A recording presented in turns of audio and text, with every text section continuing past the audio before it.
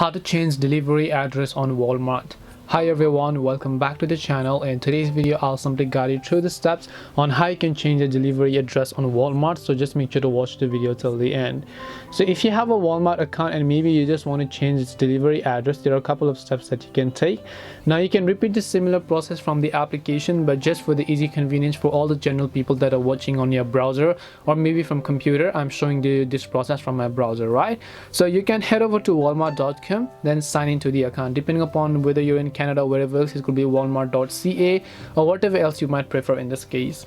Then what you want to do is you want to make sure to sign into the account. If you look at the very top here, you have a little banner that says how do you want your items, right? So this is asking basically whether we want a store pickup or whether we want it to be delivered. So if you'd like to change the delivery address, if you just tap on this drop down icon here, this right here is our current delivery address, and this right here is a store that we choose for picking up Walmart goods.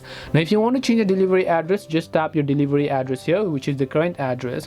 Now what you can do is just tap the edit button right next to it over here, and then make sure to actually enter the new changes and then just tap the save option.